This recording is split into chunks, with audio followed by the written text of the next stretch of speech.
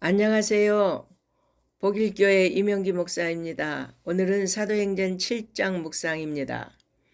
사내들인 공회에 끌려간 스데반은 이스라엘 민족의 역사를 되새김으로써 답변을 시작합니다.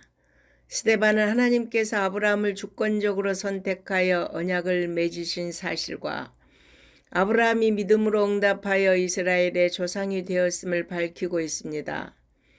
아브라함은 가나안 땅을 유업으로 약속받고도 그 땅에서 나그네로 살았습니다. 그 약속은 400년 만에 성취될 것이라고 말씀하셨습니다. 그런데 아브라함은 그 말씀을 그대로 믿었습니다. 여러분, 괜히 아브라함이 믿음의 조상이 아닙니다. 하나님은 이스라엘이 애굽으로 이주한 지 430년 만에 모세를 통해 애굽에서 이끌어내신 후 약속의 땅인 가나안 땅을 주셨습니다. 실로 하나님의 약속은 한치의 오차도 없이 다 성취되었습니다. 참된 믿음은 하나님의 약속의 말씀을 실제로 믿고 순종하는 것입니다. 아울러 스데반은 요셉의 일생을 통하여 하나님의 주권적인 섭리와 경륜이 없이는 이루어질 수 없었던 요셉의 모습을 강조하고 있는데, 요셉의 고난과 영광이 바로 그리스도의 모형이기 때문에 사내들인 종교 지도자로 하여금 예수께서 메시아이심을 깨닫도록 하기 위함이었습니다. 또한 스데반이 이렇게 아브라함과 요셉의 일생을 통하여 이스라엘의 족장 시대를 설명한 것은 자신이 이런 구약적 전통에 충실한 자이며 자신이 전하는 복음도 구약의 언약과 어긋나는 것이 아님을 강조합니다.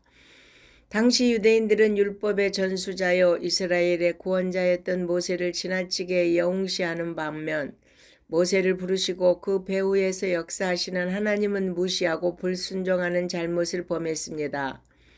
스데반은 모세의 일생을 역사적으로 서술하면서 모세와 율법에 대한 자신의 생각이 다른 유대인들과 다름이 없음을 보여줌으로써 백성들의 그에 대한 고소가 억지인 것을 밝혔습니다.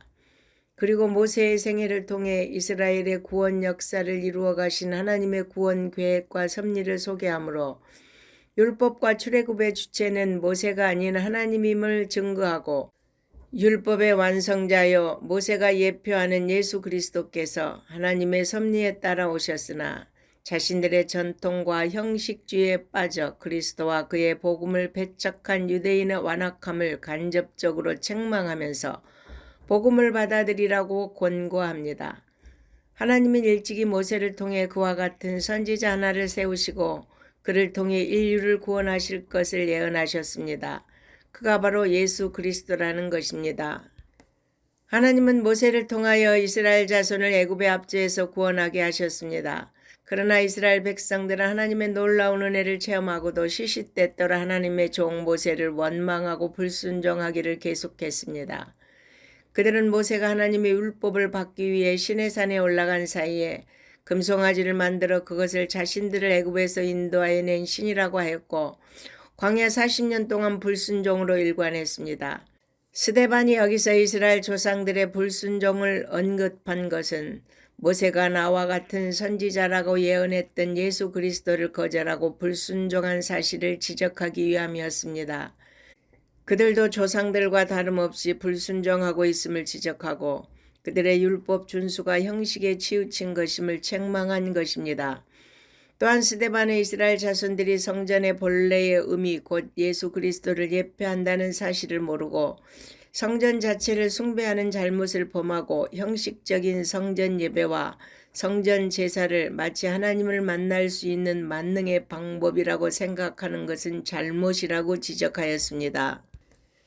그래서 스데반이 성전을 모독했다고 신문한 것입니다. 스데반은 먼저 이스라엘 조상들이 완악하여 의인이 오실 것이라고 예언하는 선지자들을 핍박하고 죽이는 것을 지적하고 이어 당시 유대인들은 그 조상들의 완악함을 그대로 답습하여 옛날 선지자들이 오시리라고 예언했던 예수까지 죽이는 죄악을 저질렀을 뿐만 아니라 율법을 지킨다고 하면서도 실제로 지키지 않았음을 직접적으로 책망했습니다.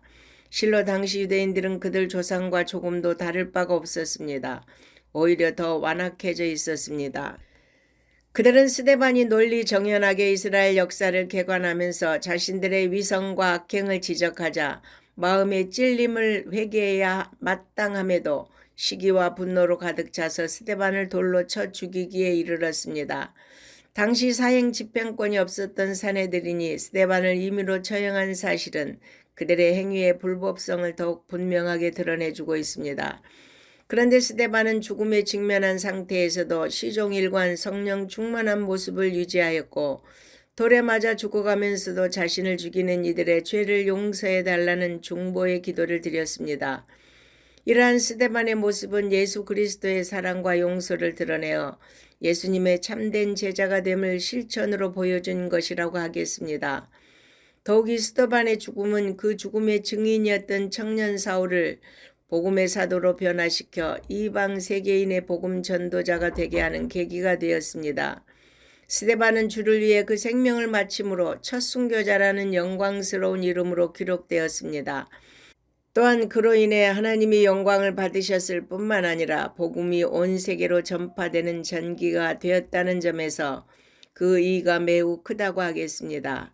그는 진실로 하나님의 미랄이 되어 큰 열매를 맺는 주님의 발자취를 따르는 참된 제자의 길을 갔습니다. 아멘.